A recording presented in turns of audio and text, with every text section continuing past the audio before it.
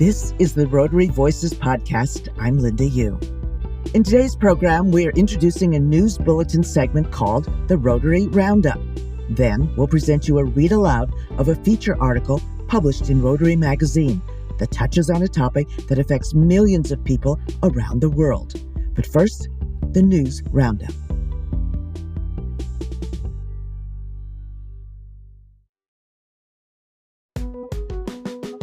Welcome to the Rotary Roundup, where we recap the latest news, events, acts of service, and milestones in the Rotary community. I'm Linda Yu.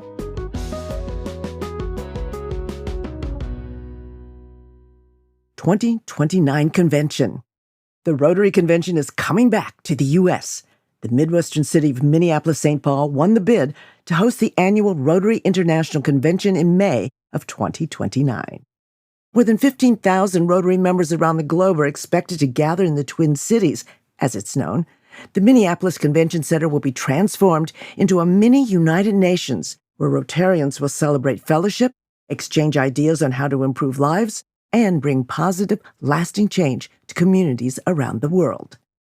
The Minneapolis-St. Paul metro area is home to 72 active Rotary clubs. Twin Cities has a population over 3.5 million, located along the majestic Mississippi River. It's known for its beautiful lakes, lush green parks, and a rich cultural scene. Local residents pride themselves on their Midwestern friendliness. This year's Rotary Convention will be held in Singapore, Southeast Asia's culturally diverse and vibrant city. To take advantage of the pre-registration discount before March 31st, visit convention.rotary.org.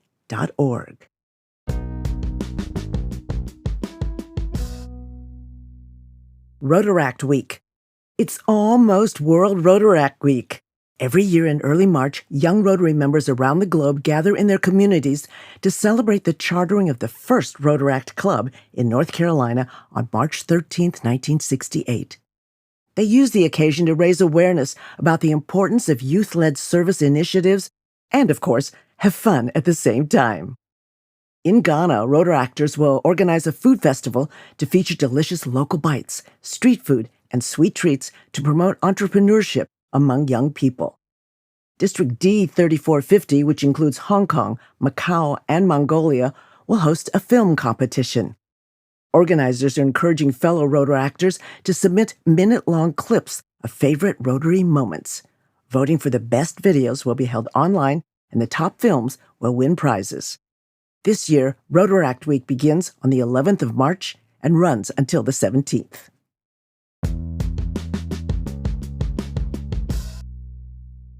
A Legion of Honor winner.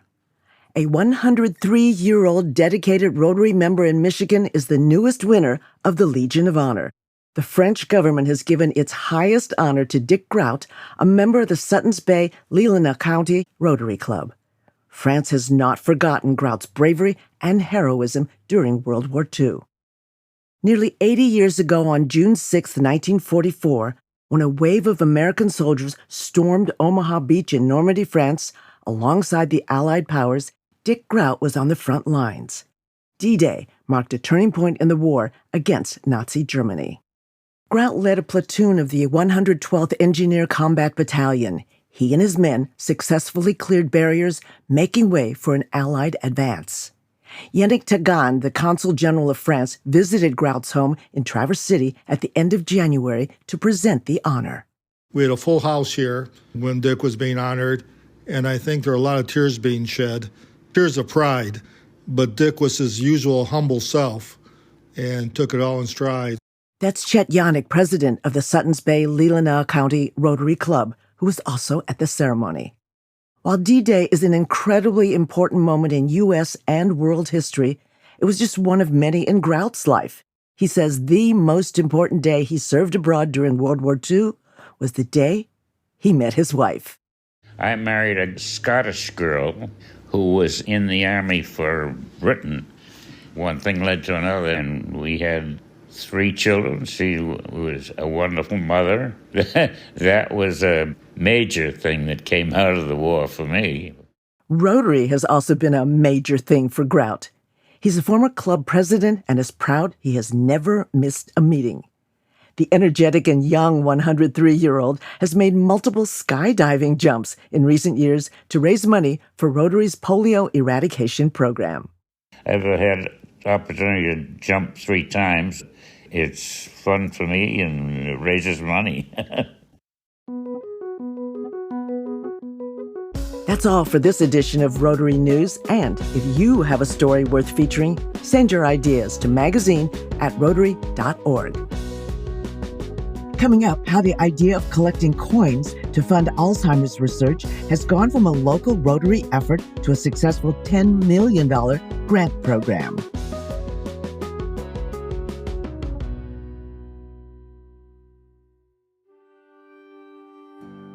Building up like pocket change. How the CART Fund is fueling Alzheimer's research, one coin at a time. Published in the print issue of Rotary magazine, written by Kate Silver. Music by Yusu Kim of Chicago. I'm Scott Thomas. At 50 years old, Nancy Rogers seemed too young to have Alzheimer's disease. But in 1999, her husband Norm knew something was wrong. First, she misplaced a couple of pocketbooks. Then, she started getting lost on the 11-mile commute from her office to her home in Raleigh, North Carolina. I would get a call from a highway patrolman 60 miles away in Greensboro saying that your wife is here at a 7-Eleven and she's lost, remembers Rogers. As the years passed, he had to explain to his grandchildren why Grandma didn't know them. It's horrible, he says. It's the longest goodbye you'll ever have in your life. Nancy died in 2010 at age 61. Rogers was in the depths of grief when a fellow Rotarian asked for a favor. He was in the district chair of an effort called Coins for Alzheimer's Research Trust, or CART Fund, which raises money from Rotary members to support Alzheimer's research grants. He had to quickly leave town to care for an ill family member and asked if Rogers could step in and take over his duties. I jumped in the car, went to 51 Rotary clubs in 3 months, and drove 1,200 miles, and that was my introduction to CART, says Rogers. At the clubs, he encouraged members to empty their pockets into a little blue bucket. Each coin donated would go on to fund early-stage research on Alzheimer's. I did it to honor Nancy. 12 years later, Rogers is a regional director for CART. When he travels to talk to Rotary clubs in North and South Carolina, he always asks the same question. How many of you have been touched by Alzheimer's? Invariably, at least 50% of the room raises a hand. That's because there's no cure or effective and accessible treatment, and there's much work to be done. Some of that hard work has been made possible by CART, which started with an idea that came to longtime South Carolina Rotarian Roger Ackerman in the middle of the night back in 1995.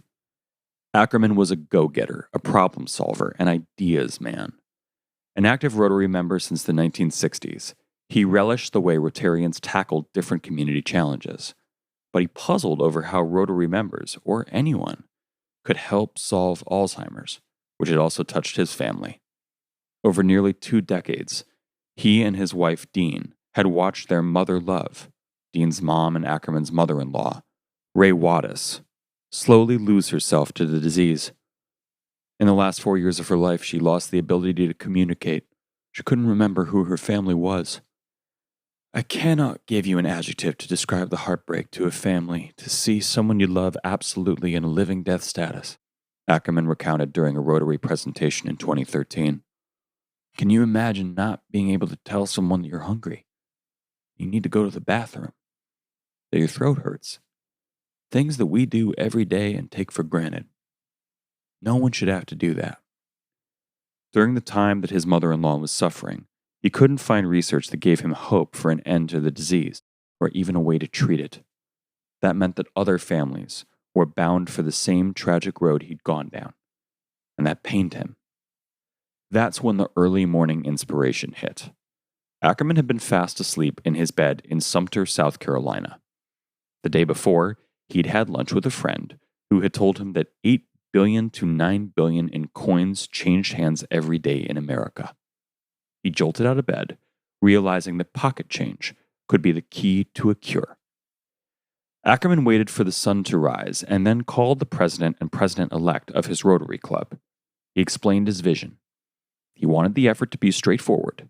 Place a little blue bucket on a table and ask Rotarians to toss in their pocket change at each meeting. It would be called the Coins for Alzheimer's Research Trust Fund, or the CART Fund, and all money would go to research grants. The club's board of directors took it to a vote and unanimously agreed to start a trial program in late 1995.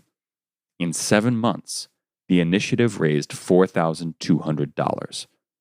To Ackerman, that was proof his concept could work, that people were willing to empty their pockets, and that pennies, nickels, dimes, and quarters could add up to some serious cash. If other clubs joined the effort, the sky was the limit. To rally support, Ackerman traveled to different clubs, first in the area and then around South Carolina, and eventually to clubs in North Carolina, Georgia, and beyond, to talk about a disease that today affects 1 of 9 older Americans. He urged clubs to add a little blue bucket to meetings and drop their coins in. He believed in the CART Fund so strongly himself, it didn't take long to get buy-in. Ackerman died in 2018, but his legacy lives on. He had the ability to persuade you to hitch your wagons to his horse, remembers Rod Funderburk, board president of the CART Fund and a member of the Rotary Club of Lake Murray-Irmo, South Carolina. I mean, it was a crazy idea, but Roger had the ability to persuade people. In 1999, that loose change added up to $100,000, and the CART Fund, with guidance from the American Federation for Aging Research, made its first grant to a team at Emory University led by neurologist Alan Levy.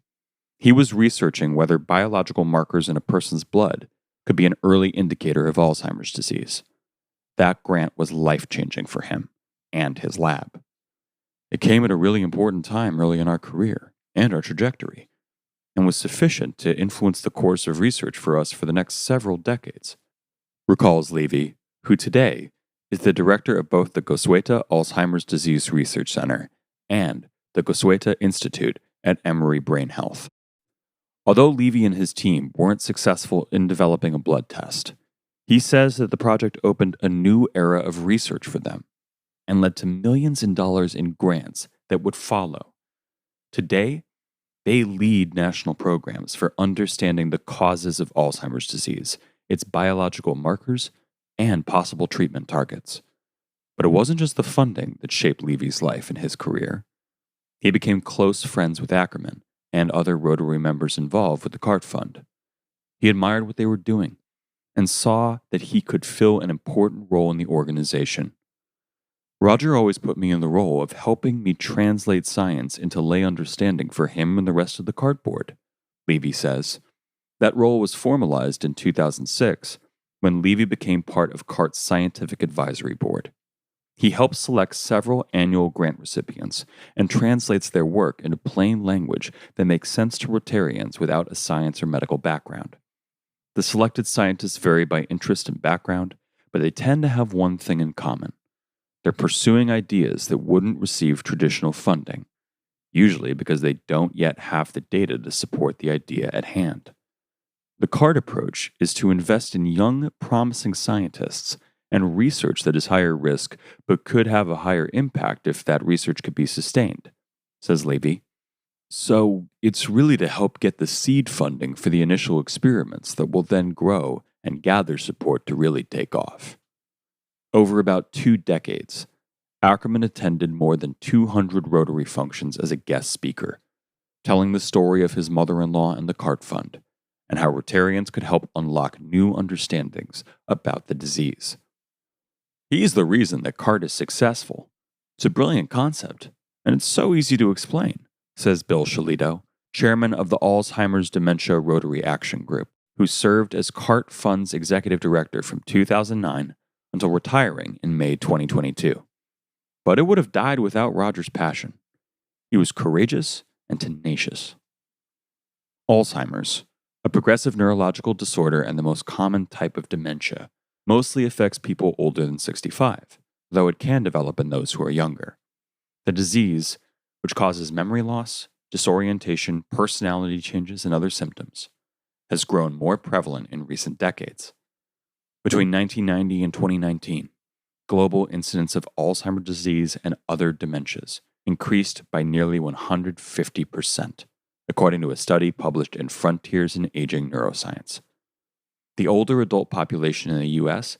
is expected to grow, and by the year 2050, the Alzheimer's Association predicts that the number of Americans 65 and older with Alzheimer's may reach more than 12 million, nearly double what it is today. Ackerman found purpose in CART, and now others do too, like Funderburk, the CART Fund board president. In the mid-1980s, when Funderburk was an engineering supervisor, a remarkable engineer named Joseph Bearden joined his team. He was brilliant, Funderburk says. We built chemical plants all over the world. When Bearden retired, Funderburk stayed in touch. At age 70, the engineer was diagnosed with Alzheimer's, and Funderburk watched with sadness as his essence seemed to fade. The last 3.5 years of his life, he knew nobody. He was in a shell by himself, says Funderburk. He'd been the most organized engineer I have ever met. But Alzheimer's took over. When Bearden died, Funderburk was at a loss. I looked around and asked, how do you solve this thing? He says. That led him to the CART Fund. Tiffany Irvin, the fund's executive director and a member of the Rotary Club of Hendersonville, Four Seasons, North Carolina, says that most of the people involved have a personal connection to the disease. Her mom started showing signs of Alzheimer's in 2010, at age 70. Watching her lose her memory was agonizing. In particular, Irvin recalls a Mother's Day visit. She said, "Why are you wanting to spend the day with me today? Wouldn't you rather be with your mom or your family?" She recalls. It's like a knife to my gut. Shortly after her mom died in 2018, Irwin was invited to become vice president of public image for the CART Fund. She says that it gave her purpose and a platform to share her mom's story. Today, Irvin says, everywhere I go, someone has an Alzheimer's story, unfortunately. Our goal is for people to no longer have an Alzheimer's story. Over the last 2+ decades, pocket change and donations made at cartfund.org, which accepts funds in an increasingly cashless society, has accumulated more than anyone had dared to dream. Today, 41 Rotary districts contribute, and as of last year, the donations had amounted to $11.2 million, funding 64 grants. Over that time, 100% of every dollar donated has gone to research, just as Ackerman insisted. Those grant recipients have gone on to receive many millions more in traditional funding from sources such as the National Institutes of Health. We have a huge percentage of success, says Funderburk. If you count success as a researcher that proves their hypothesis and gets additional money. Reflecting on past grant recipients, Levy says that many of those early career scientists have gone on to become prominent figures, even referring to them as giants in the field. CART-funded research has been wide-ranging and experimental. Some of the researchers have called their own studies provocative, high-risk, and highly controversial. In 2022, CART awarded grants to 3 research teams for a total of $850,000.